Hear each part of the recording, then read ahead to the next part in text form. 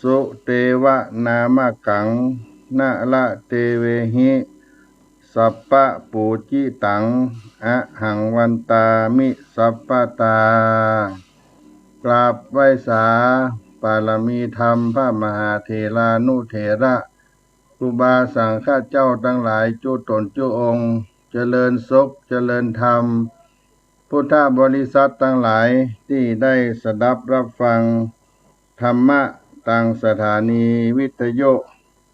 วัดฝ่ายหินมหาวิทยาลัยเชียงใหม่คลื่น FM 104.50 เมกะเฮิรตซ์ในเมื่อค่ำยามเย็นในวันนี้เสียงธรรมพระธรรมจาริกได้มาพบกับสาธุชนท่านทั้งหลาย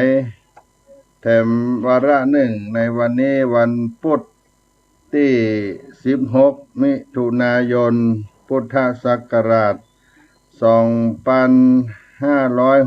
2564ตรงกับวันออก7 ค่ำเดือน10ปฐมะวันนี้เป็นวันดาวันแต่งวันดาวันพรุ่งนี้เป็นวันศีลวันพระก็ได้มาพบกับท่านทั้งหลายในเสียงธรรมพระธรรมจาริกวัดสลีโสดาพระอารามหลวงในวันนี้ก่อนที่จะได้ เข้าเนื้อหาสาระธรรมก็จะได้นำเอาสุภาษิตล้านนาเอามาฝากมาปันพ่อแม่พี่น้องศรัทธาท่านผู้ฟังในเมื่อค่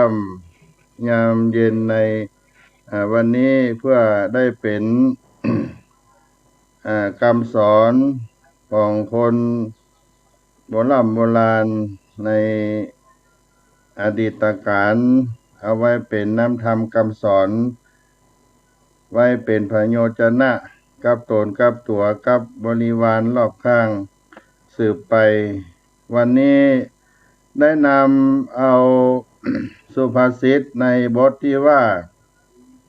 ไม้กดเอาไว้แป่งขอเล็กงอเอาไว้แป่งเคียวคนกดอย่างเดียวใจการบ่ได้ไม้กดเอาไว้แป่งขอเล็กงอเอาไว้แป่งเคียวคนกดอย่างเดียวใจการบ่ได้ไม้มีที่ ไม้ที่มีลักษณะกดเอาไว้ทำเป็นขอเล็กที่มีลักษณะงอเอาไว้ทำเคียวคนกดบ่ซื่อสัตย์อย่างเดียวใจการบ่ได้ในความหมายก็มีอยู่ว่าคนกดก็ไร้ค่าความหมายคือคนกดนั้นไร้ค่าคนกดไร้ค่าอาจารย์สนั่นธรรมธิ ได้อาจารย์สนั่นธรรมธิสำนักส่งเสริมศิลปวัฒนธรรมมหาวิทยาลัยเชียงใหม่เพิ่นได้ประพันธ์เป็นบทกล่าวเอาไว้ว่าหลอนได้ไม้กดเอาไว้แป่งขอ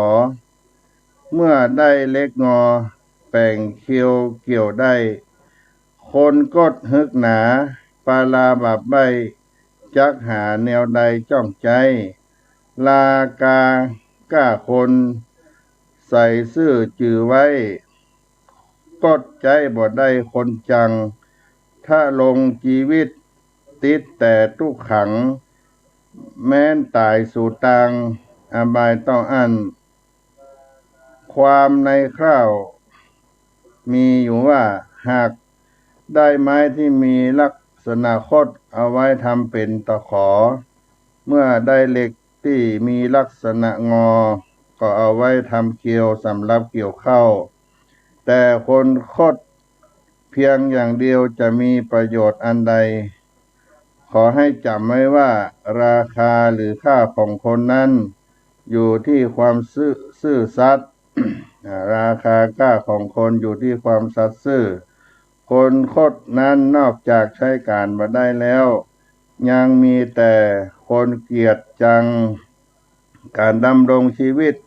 เต็มไปด้วยความทุกข์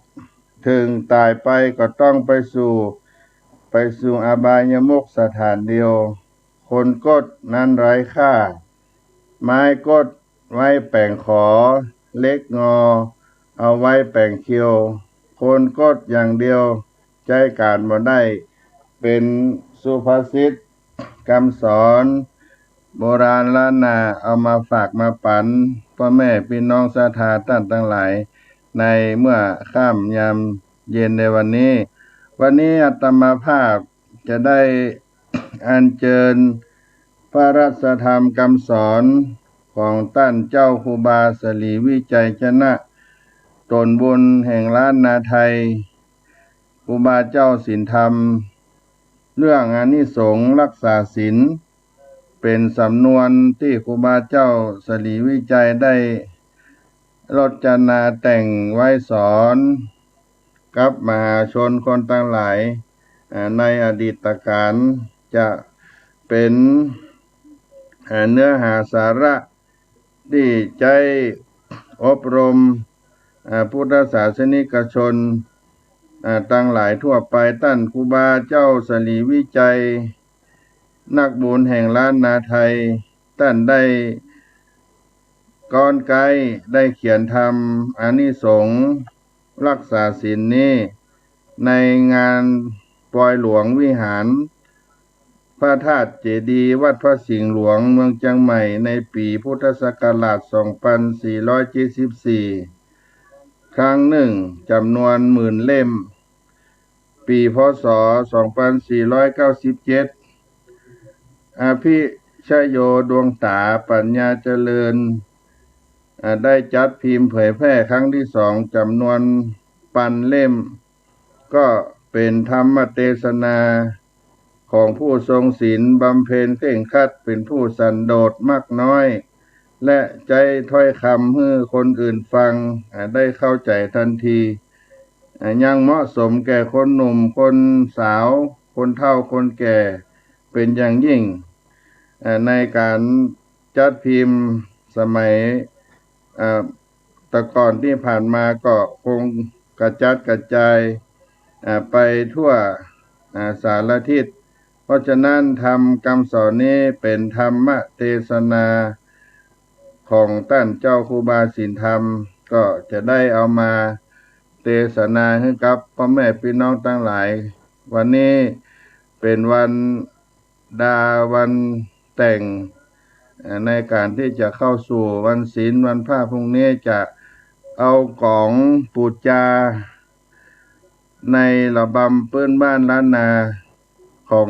หมู่เฮาท่านทั้งหลายได้ตีปูจาพระธรรมเทศนาสักหนึ่งธรรมกีตาเสียงเพลงของก่อนนอ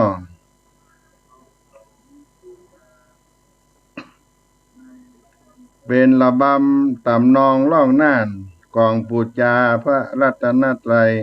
ปูจานำธรรมคำสอนของท่านครูบาเจ้าศรีวิจัยนอ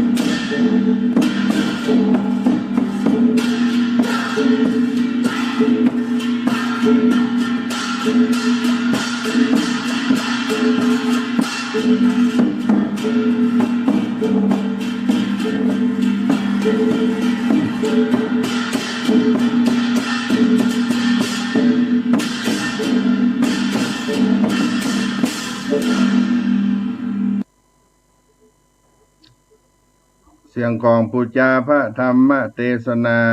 ปุจจาพระรัตนตรัยประกาศเทวบุตรเทวดาประกาศมนุษย์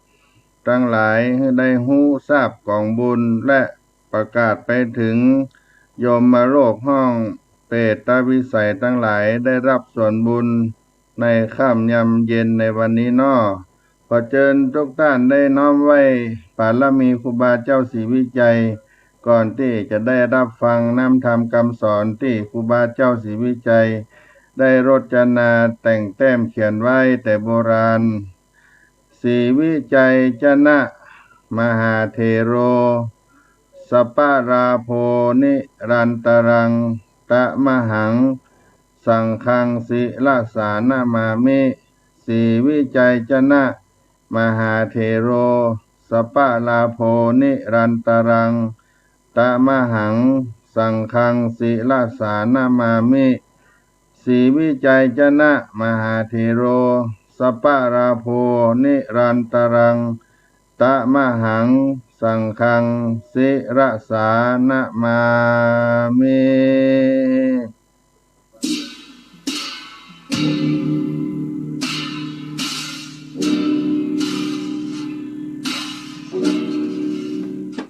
ต่อไปขอ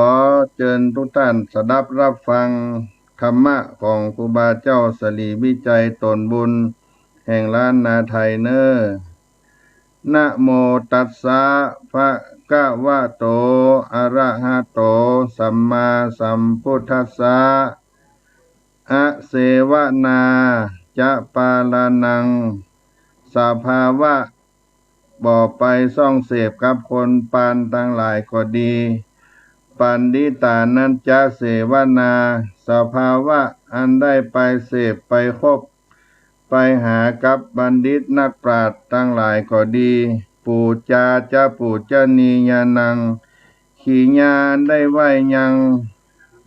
ขีญาอันได้ไหวและปูจาผู้ที่ควรปูจา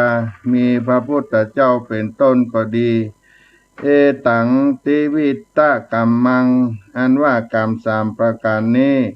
มังกลังก็เป็นมังกละพุตตมังอันอุดมยิ่งนักอันว่าพวกพาลทั้งหลายคือปานไปนอกย่อมพอหันด้วยตาอยู่แล้วจะบ่ไปเสพไปคบกับมันก็ได้แต่ปานพานไปในอันบ่หันด้วยตานี้ถ้าบ่ไปซ่องเสพคบหากับบัณฑิตนักปราชญ์แล้วที่ไหนจะล่วงรู้ได้การคบหากับนักปราชญ์ก็คือฮื้อมันฟังธรรมคำสอนของพระพุทธเจ้าเพื่อฮื้อได้รู้เต้าตันพานไปในคือตัวตัณหานี่แหละเป็นพานไปในร้ายแรงยิ่งกว่าพานไปนอกปุถุชนทั้งหลายบ่รู้ว่าพากันเชื่อว่านามรูปังคือธาตุทั้งสี่ ขันธ์ธาตุทั้งห้าอาการ32นี้เป็นตัวตนแล้วย่อมอยู่ใต้อำนาจมันจึงบันดาลให้ปุถุชนทั้งหลายเป็นพาลมีความโลภโกรธหลงไปตามอารมณ์ต่างๆแล้วมีมานะกระด้างแข็งถือว่าตัวเป็นผู้มีปัญญาหาความสุขใส่ตัวจึงมีปัญญาวิปลาสไปหอบเอาแต่ความทุกข์มาใส่ตัวทุกวันคืนบ่ได้ขาดพระพุทธเจ้าเทศนาไว้ว่าหบชนะศึก100 ครั้งหบชนะศึก100 ครั้งบ่เต้าชนะจิตใจอันเป็นบาปเสียได้พระพุทธโฆษาจารย์ตั้งข้อพุทธากรรมไว้ในพระสุทธิมากว่าสิ่งดังเลอเรียกว่าปัญญาวิสัชนาว่าปัญญามีมากคือสภาวะอันฉลาดรู้ในศีลวิชาต่างๆเป็นต้นว่าฉลาดในการให้นาและการค้าขายเพื่อเกิดทรัพย์สมบัติต่างๆล้วนแล้วไปด้วยปัญญาตั้งมวลแต่ก็เป็นปัญญาตังโลกิยะ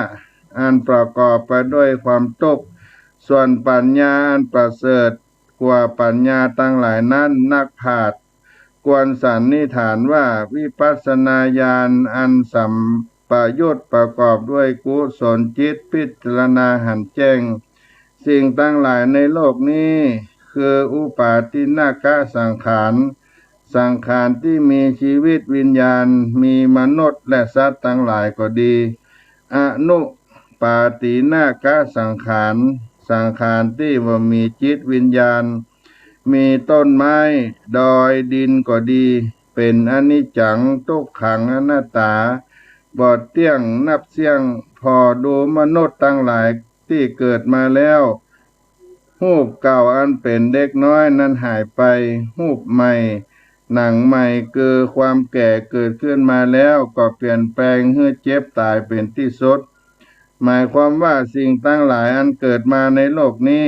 ที่มีบ้านเรือนจิตญาณจิตวิญญาณนักทรัพย์วิญญาณนักทรัพย์ตลอดถึงตัวมนุษย์และสัตว์ทั้งหลายก็ดีเป็นของสมบัติสำหรับใจกันเมื่อมีชีวิตอยู่ในโลกนี้เหมือนดังได้ไปอาศัย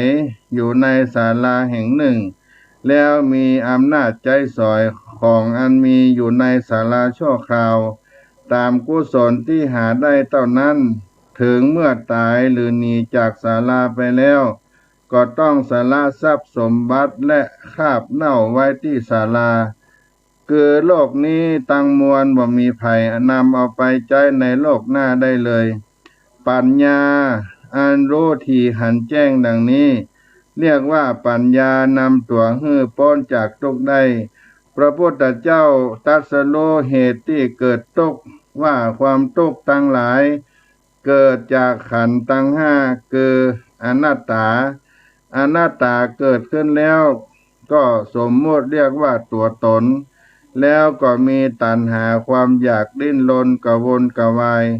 กระทำจิตใจให้ฟุ้งซ่านไปตามความอยากต่างๆปุถุชนทั้งหลายขาดการอบรมในทางธรรมบ่รู้จักเหตุที่เกิดทุกข์บ่รู้จักเหตุที่บรรเทาทุกข์บ่รู้จักเหตุที่ดับทุกข์บ่รู้ทางปฏิบัติไปสู่ที่ดับทุกข์พากันครอบแต่พานไปในจริงปาไปหาแต่ต่างพิษต้องได้รับความเดือดร้อนแต่เครื่องป้องกันดับความเดือดร้อนที่พระพุทธเจ้าบัญญัติไว้มีศีล5ศีล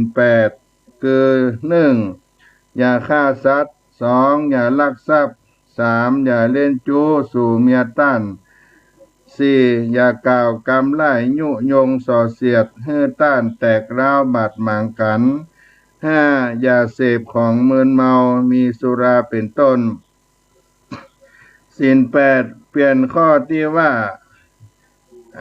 กาเมอย่าเล่นจูบเป็นว่าอย่าเสพเมถุนกับชายหญิงใดในคืนหนึ่งวันหนึ่งแล้วห้ามต่อจากข้อ5ไปแถมข้อ6 อย่ากินอาหารเมื่อตาวันบ่ายเพราะจะทำให้ง่วงเหงาหาวนอนบ่มีปัญญากึดอุบายที่จะพ้นทุกข์ได้ข้อ7อย่าเน็บดอกไม้อย่าตาแป้งตาน้ำหองและเล็งดูการป้อนการฟังเสียงจ้อยซอดีดสีตีเป่าอันเป็นเครื่องล่อตัณหาข้อ8อย่านั่งนอนเตียงต่างที่สูงและสลีอันยัดด้วยฝ้ายและงิ้วที่จะทำให้มีมานะกระด้างแข็งศีลห้าเป็นของสำรับประจำตัวมนุษย์ทั่วไปแม้นว่าไผบ่รู้และบ่นับถือก็ดีถ้าไปทำผิดจากศีลห้าแต่ข้อหนึ่งข้อใดแล้วต้องมีบาปได้รับโทษในปัจจุบันนี้เป็นต้นไปคือต้องได้ติดคุกเสียเงินเสียชื่อเสียงเป็นต้นดังเช่นผู้เป็นนักโทษที่อยู่กองเรือนจำนั่นแลการตายแล้วก็ได้ไปเกิดตกนรก500 ชาติแล้วได้เกิดเป็นคนและเป็นสัตว์ชนิดนั้นเพื่อต้านได้ทำอย่างที่ตัวได้กระทำกับเขาแถม500 ชาติคือไปตกนรกชาติหนึ่งแล้วการพ้นจากนรกก็ได้เกิดมาใจนี้เพื่อต้านได้ทำตอบแทนเวรกรรมชาติหนึ่งแล้วปิกไปตกนรกแถมพัดเปลี่ยนการเป็นลำดับไปกว่าจะครบกำหนดอย่างละ500 ชาติรวมกันเป็นพันชาติด้วยกันดังผู้ที่เกิดมาเป็นผู้เมียและเป็นคนพิการปากแหว่งหูหนวกตาบอดแข้งหักขาห้านเป็นขี้โตดขี้โม้เป็นบ้าใบวิกลจริตพิษธรรมดาเป็นคนทุกข์ไร้เข็ญใจฆ่าตัวตายหรือถูกเพื่อนฆ่าตายและถูกโจรปล้นสะดมตีชิงวิ่งราวถูกเพื่อนช่อโกงลักทรัพย์และถูกผู้อื่นหาความใส่และมีความเจ็บป่วยอายุสั้นปานตายเหล่านี้เพราะได้ทำผิดศีลห้ามาแต่ชาติเก่าปางหลังได้ทำผิดศีลห้ามาแต่ชาติปางก่อนแล้วจึงได้เกิดมาใจนี้ต้านจนกว่าจะหมดเวรกรรมผู้ที่ต้านเกิดมามีลักษณะครบถ้วนบริบูรณ์มีปัญญาเฉลียวฉลาดหาทรัพย์สมบัติได้ง่ายมีความสุขและมีอายุยืนก็เพราะต้านเป็นผู้มีเมตตาจิตเคยได้อบรมมีตานะศีละมาแล้วแต่ชาติปางก่อนตั้งมวลศีลห้าสำรับเพื่อเป็นผู้ที่นับถือได้รับอานิสงส์คือความสุขในปัจจุบันชาตินี้ตามธรรมเทศนาว่าพระราชบุตรของพระยาพรหมทัตเมืองปาราณสีเอาไก่2 ตัวมอบให้ศีละลักขิตะที่ถือศีลห้ามาแต่อายุ5 ปีมาถึงอายุได้16 ปีเอาไปฆ่าแล้วแกงมาให้กินศีละลักขิตะรับเอาไก่ไปแล้วก็ล่ำเปิงว่าเฮาได้ถือศีลมาจนบัดนี้ถ้าเฮาจะฆ่าไก่ศีลของเฮาก็จักเสียไปเฮาบอกควรจะฆ่าไก่ให้เสียศีลเฮาควรปล่อยไก่นี้ให้พ้นจากความตายไปเสียส่วนตัวเฮาจักตายด้วยเหตุนี้ก็จ้างมันแล้วก็ปล่อยไก่นั้นเสียถึงเวลาพระราชบุตรเรียกเอาแกงไก่จากศีละลักขิตะศีละลักขิตะบอกว่าได้ปล่อยไปเสียแล้วพระราชบุตรทรงโกรธก็โคตรสั่งให้จ่าฆ่าคนยับเอาตัวศีละลักขิตะไปขว้างตกวังน้ำที่เคยเอาผู้ร้ายไปฆ่านั้นการไปถึงที่แล้วศีละลักขิตะได้อธิษฐานตั้งกรรมปรารถนาว่าข้าได้รักษาศีลมาจนบัดนี้เพื่อนจะฆ่าให้ตายแล้วด้วยกุศลนี้ขอให้นำตัวแห่งข้าพ้นจากภาวะทั้ง3แด่เตอแล้วจากฆ่าคนก็เอาตัวศีละลักขิตะขว้างลงไปที่กลางแม่น้ำ ขณะนั้นมีนาค4 ตัวนำเอาผ้าสาดคำประดับไปด้วยแก้ว7 ประการมารับเอาตัวศีลลักขิตะไว้แล้วท้าวทั้งสี่และเทวดาทั้งหลายก็ยกเอาผ้าสาดขึ้นไปตั้งไว้ที่กลางเวียงพระญาพรหมทัตและพระราชบุตรมีความกลัวพากันลงมาไหว้และขอโทษและขอยกเอาบ้านเมืองฮือศีลลักขิตะแล้วยังมีลูกแม่ไม้อยู่เมืองลังกา2 คนผู้พี่ชื่อว่ามหาจักรผู้น้องชื่อว่าจุลจักรนางผู้เป็นแม่ป่วยได้หาหมอยานางผู้เป็นแม่ป่วยได้หาหมอมายาหมอว่าฮื้อหาเลือดกระต่ายมาผสมยาฮื้อกินจริงจังหายแลใจผู้พี่ใจน้องไปดักกระต่ายได้กระต่ายมากำไว้แล้วกระต่ายตัวนั้นดิ้นและร้องจนละจักนึกใจว่าสัตว์ทั้งหลายมีความตายมาถึงแล้วย่อมกว่าตายทุกตัวแม้นเฮาและตัวเฮาก็กลัวตายด้วยกันส่วนสัตว์มันปากบ่ได้มันก็แสดงกิริยาดิ้นและร้องขอความกรุณาตามภาษาของสัตว์มันนั้นตั้งสัตว์และคนย่อมลักตัวกลัวตายด้วยกันนับเสียงเราควรปล่อยกระต่ายตัวนี้พ้นจากความตายดีกว่าส่วนแม่เฮาก็เอาบุญกรรมเป็นประมาณแล้วก็ปล่อยกระต่ายตัวนั้นเสียปิกไปบ้านพี่ถามบอกความจริงไปแล้วพี่ก็โกรธกำค้อนไล่ตีน้องน้องก็วิ่งไปหาแม่แม่ก็ห้ามเสียแล้วว่าเรื่องอันใดกันน้องก็เล่าให้ฟังแล้วน้องได้อธิษฐานว่าตั้งแต่ข้าเกิดมาจนบัดนี้บ่ได้กระทำผิดจากศีล 5เลยด้วยกุศลที่ถือตั้งมั่นดังนี้ขอให้แม่ข้าหายโรคตามสัจจะแห่งข้านิเตอร์แล้วก็เอามือลูบหลังแม่ก็หายจากโรคาพญาธิไปในทันทีบ่ใจแต่เท่านั้นเมื่อพระพุทธเจ้านิพพานไปได้218 พระวรรษาพระญาสลีธรรมอโศกราชาพระเจ้าอโศกมหาราชได้เป่าให้ประชาชนคนทั้งหลายในชมพูทวีปว่าการรักษาศีล 5มีความสงบเรียบร้อยจนได้สร้างพระมหาเจดีย์พระวิหารอย่างละ 84,000 องค์ไว้ทั่วทุกหัวเมืองในชมพูทวีปแล้วมีการฉลองสมโภชทำบุญได้7 ปี7 เดือน7 วันสำเร็จบริบูรณ์แล้วดังได้แกะจารึกในแผ่นศิลาข้างปลายที่สุดพระราชดำรัสแผนกที่13มีใจความว่าบรรดาเชื้อวงศ์ทั้งหลายอันมาภายหลังซึ่งหมายต้องการจะเอาใจชนะต่อไปอย่าถือว่าการชนะด้วยคมอาวุธเป็นนามอันสมควรของผู้ชนะการนั้นเป็นแต่ทำความวุ่นวายและความย่ำยีร้ายแรงเท่านั้นควรว่าถือการชนะจริงบ่ใจอย่างอื่นมีแต่ปราบด้วยพระศาสนาอย่างเดียวเท่านั้นเพื่อชนะจิตจริงได้พระราชดำรัสนี้เป็นพยานหลักฐานแสดงให้เล็งเห็นความจริงได้ว่าการปราบด้วยอาวุธ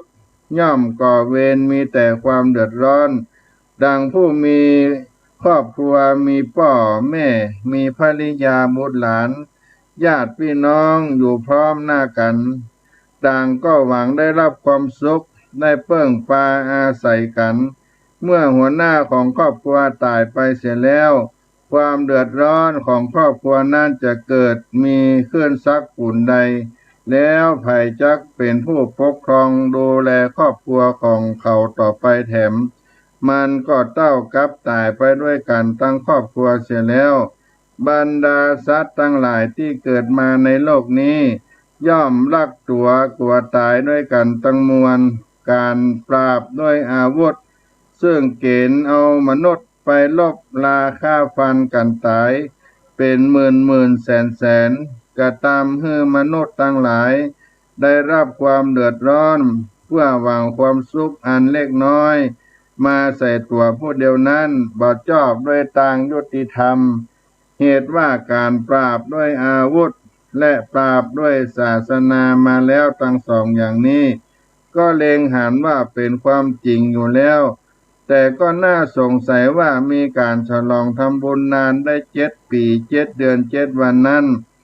จะบ่มีผู้ร้ายปล้นสะดมตีจริงวิ่งราวกันพ้องกาควรสันนิษฐานได้ว่าปุถุชนสมัยนั้นมีศีลห้าบริบูรณ์บ่มีการเบียดเบียนกันแม้นว่าเจ้าของบ้านบ่อยู่ฮับประตูไว้ก็บ่มีภัยบังอาจเข้าไปในเกหสถานบ้านเรือนของเขาได้การที่ได้เกิดมามีโจรผู้ร้ายขึ้นซุกซนนี้ก็เพราะปุถุชนทั้งหลายขาดการอบรมในทางธรรม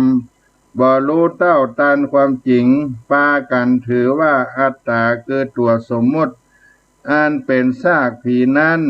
อันเป็นตัวตนแท้จริงปากันได้รับความเดือดร้อนมีแต่พระพุทธเจ้าซึ่งตรัสรู้ไงญธรรมอันเลิศด้วยตนเองเท่านั้นรู้เต้าตานความจริงได้แม้นว่าต้านได้นิพพานไปแล้วก็ดีต้านก็ได้ตั้งศาสนาไว้5,000 พรรษาภิกขุสังฆะทั้งหลายได้ปฏิบัติรักษาพระธรรมคำสั่งสอนไว้สั่งสอนโปรดเวไนยสัตว์ทั้งหลายได้พ้นจากตกต้านทลัดหูแจ้งว่าศาสนาจะตั้งอยู่ได้ก็เพราะพระมหากษัตริย์เป็นพุทธศาสนูปถัมภ์ต้านจึงได้ฝากศาสนาไว้กับพระมหากษัตริย์และพระมหากษัตริย์และเจ้าเมืองพร้อมด้วยเสนาอามาตย์ราษฎรทั้งหลายพากันไปรับศีลห้าทำบุญใส่บาตรฟังธรรมหน้าที่วัดทุกวันศีลเป็นลำดับไปแล้วก็จักได้อานิสงส์คือความสุขในปัจจุบันตันตาอยู่25 ประการดังจะกล่าวต่อไปนี้1เมื่อนอนหลับก็เป็นสุข2เมื่อตื่นก็เป็นสุข3เมื่อฝันก็ฝันดีบ่ฝันร้าย4มีชื่อเสียงเล่าลือไปทั่วที่สานุทิศว่าเป็นผู้มีเมตตาใจศีลใจบุญ5เป็นที่ฮักแก่คนและเทวดาทั้งหลาย6แม้นจักไหวหน้าไปสู่ทิศใดเทวดาก็ตามองค์ขามรักษาบันดาลให้มีผู้อุปถัมภ์บ่ให้ลำบาก7แม้นเข้าไปในที่ประชุมชนหมู่ใดก็เป็นผู้กล้าองอาจกล้าหาญองอาจฉลาดในการเจียนจ๋า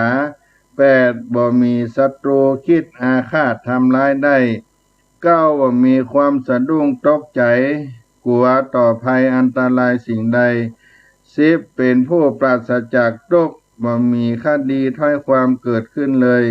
11เป็นผู้มีสติสัมปชัญญะมีหน้าตาเบิกบานยิ้มแย้มแจ่มใสทุกเมื่อ12บ่มีความเศร้าโศกเสียใจแล้วมีอายุยืน13มีปีติเอิบอิ่มอยู่ในใจว่าได้ทำความดีไว้เป็นที่เพิ่งแก่ตัวแล้ว14เป็นผู้ที่ทำใจให้บริสุทธิ์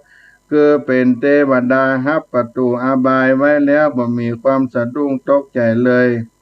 15ยามเมื่อจะตายก็มีสติดีอันนี้เป็นอานิสงส์เฉพาะตัวอานิสงส์ส่วนประเทศบ้านเมืองได้รับต่อไปแถมดังนี้16ประชาชนพลเมืองทั้งหลายก็ได้เป็นสามัคคีกลมเกลียวเป็นอันหนึ่งอันเดียวกัน17พวกอันธพาลสันดานหยาบหันหมู่ประชาจนคนทั้งหลายเป็นผู้ใจบุญ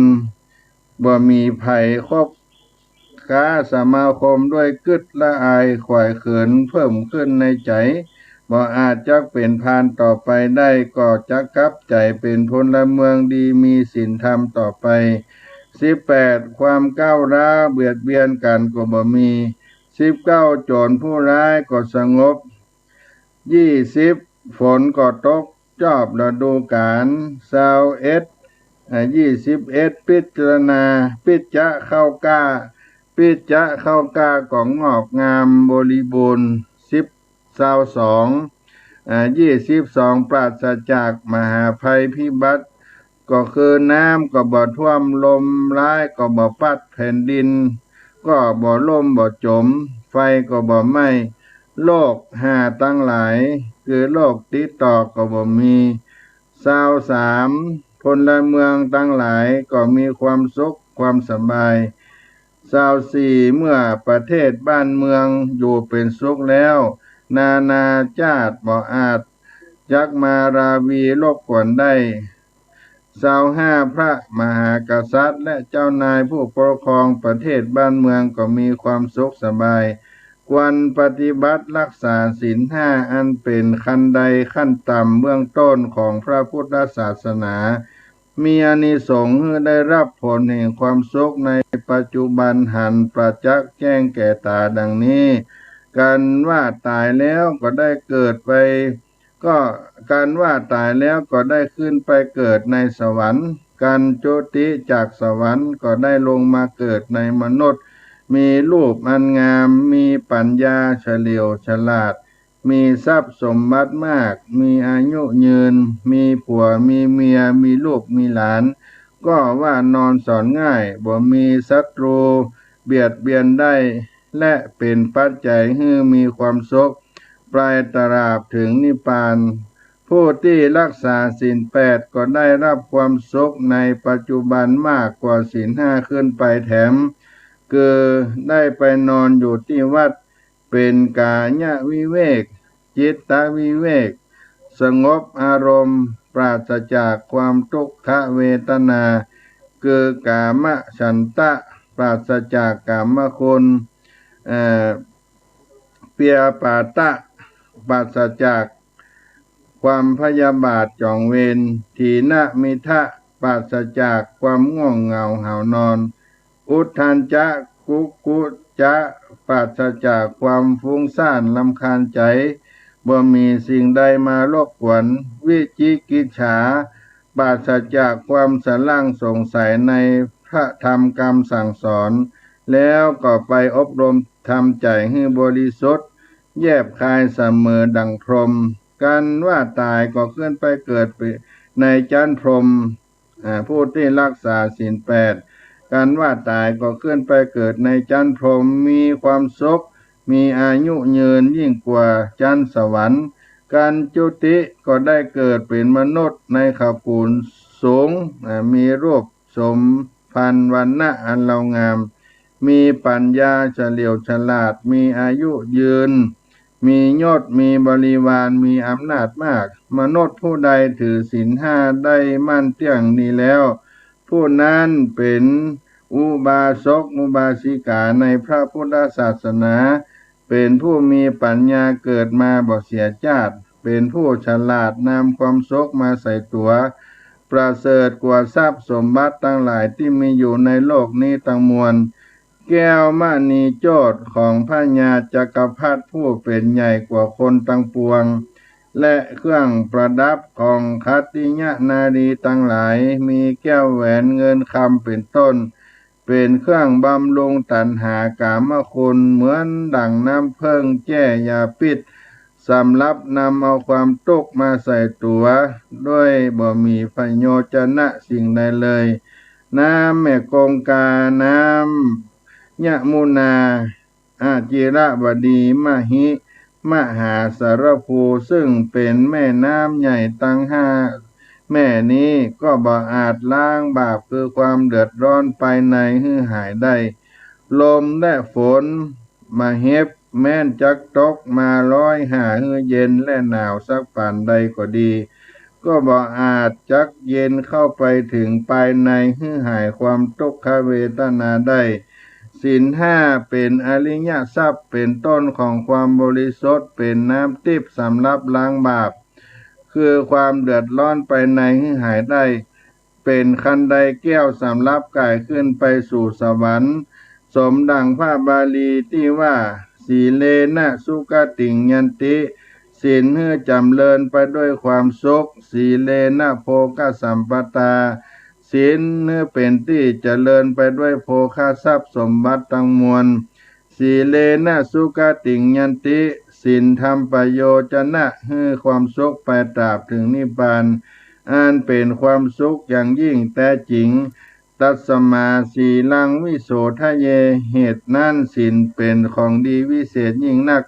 หาอันใดจะเปรียบเทียมบ่ได้สมดังพุทธภาษิตว่าอัปปญาปจังสุขังโลเกความบ่เบียดเบียนซึ่งกันและกันเป็นความสุขแก่โลกพระธรรมคำสั่งสอนคือศีลห้าเป็นธงชัยเฉลิมโลกถ้ามนุษย์ทั้งหลายพากันถือศีลห้าไปได้ทั่วโลกแล้วมนุษย์และสัตว์ทั้งหลายซึ่งมีอยู่ในโลกก็มีความสุขธรรมะก็มีความเจริญโลกกับธรรมถ้อยทีถ้อยอาศัยซึ่งกันและกันดังนี้แล้วแผ่นดินโลกก็จะได้กลับกลายเป็นแผ่นดินเมืองสวรรค์น้ำตาของมนุษย์อันเป็นทะเลนองท่วมโลกมาแล้วแต่ก่อนก็จะเหือดแห้งหายไปสมดังภาษิตที่ว่าเฮือรักชาติศาสนาพระมหากษัตริย์ประเทศบ้านเมืองจริงจะมีความเจริญอันความรักชาติศาสนาพระมหากษัตริย์ก็คือผู้ที่ตั้งมั่นอยู่ในศีลห้านี้แลถ้าผู้ใดบ่มีศีลห้ากับตัวแล้วก็แปลว่าเป็นผู้ล้มชาติคุดข่มฝังตัวไว้ในชาตินี้เสียแล้วจะไปติโทษไผได้ปุถุชนทั้งหลายอย่าได้สงสัยว่าพระพุทธเจ้านิพพานไปแล้วจะปั้มเปงอย่างใดก็บ่ได้ถึงมรรคผลและนิพพานนั้นความจริงพระพุทธเจ้าได้ตรัสรู้ธรรมแล้วจริงได้เป็นพระพุทธเจ้าเมื่อต้านได้ปรินิพพานไปแล้วผู้ที่ปฏิบัติถูกต้องตามพระธรรมคำสั่งสอนก็ได้เป็นอรหันตาได้ถึงนิพพานไปแล้วเหมือนกันถ้าผู้ใดเล็งเห็นว่าพระธรรมคำสั่งสอนเป็นความจริงบริสุทธิ์แล้วผู้นั้นย่อมเล็งเห็นพระพุทธเจ้าได้ทุกเมื่อแม้นว่าต้านยังทรมานอยู่ก็ดีผู้ใดบ่ได้ปฏิบัติถูกต้องธรรมก็บ่อาจจะพ้นทุกข์ได้ข้อปฏิบัติที่จะให้พ้นทุกข์ได้ก็คือรักษาศีลบริสุทธิ์เสียก่อนแล้วสมาธิความตั้งมั่นจริงจังมีถ้ารักษาศีลบริสุทธิ์แล้วความตั้งมั่นก็บ่มีถ้ารักษาศีลบริสุทธิ์แล้วความตั้งมั่นก็บ่มีเพราะฉะนั้น ปุถุชนทั้งหลายผู้แสวงหาความสุขใส่ตัวจุ่งปากันรักษาศีลให้บริสุทธิ์เมื่อศีลบริสุทธิ์แล้วสมาธิความตั้งมั่นก็จะเกิดมีมาแล้วคือปลูกปัญญาก็หากจะเกิดมีขึ้นคือให้มันระลึกถึงตัวอยู่เสมอบ่อยๆว่าบ่ใจตัวใจตนเป็นธาตุทั้งสี่ขันธ์ทั้งห้าตั้งอาการ32โสโครกเป็นตัวทุกข์ตัวแก่ตัวเจ็บตัวตายบ่ใจตัวอันจักติดตามไปในโลกหน้าได้ให้หันแจ้งด้วยปัญญาของตัวเองแน่นอนลงไปแล้วจริงเป็นสมุตเฉทประหารสมุตเฉทประหารกิเลสแล้วจิตก็เป็นวิมุตติหลุดพ้นจากทุกข์ได้เป็นอรหันตาจริงอเสวนาจะปาลานังสภาวะอันได้รู้จักผ่านไปในคือความโลภโกรธหลง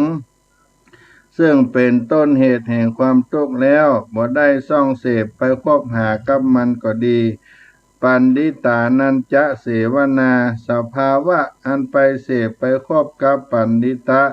นักปราชญ์คือได้ฟังธรรมคำสั่งสอนของพระพุทธเจ้าชื่อได้รู้จักผ่านไปในอันเป็นต้นเหตุแห่งบาปก็ดีปูจาจะปูจานียานัง ขี่ญาได้ไหวยัง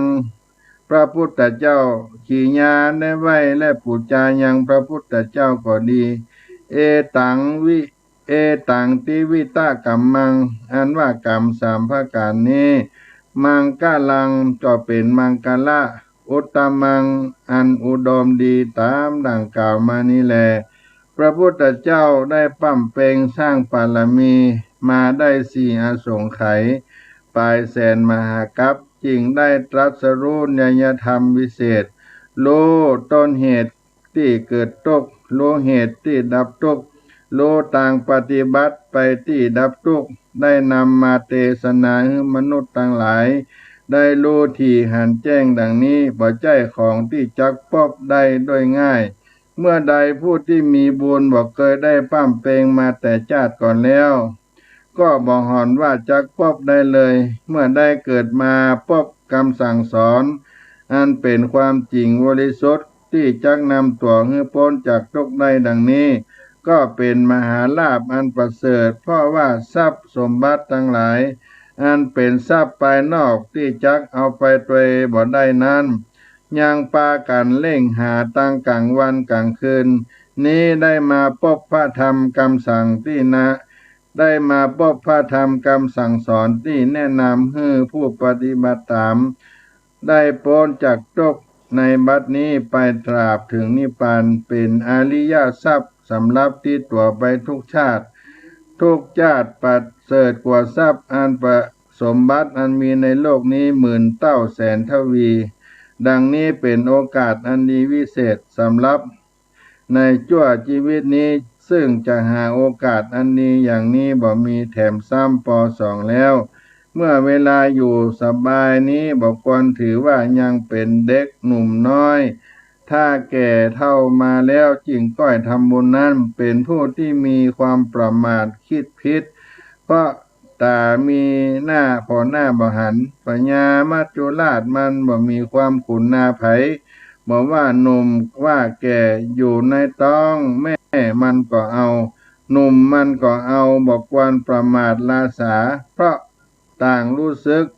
ว่าจะต้องตายและหนีความตายบ่พ้นแล้ว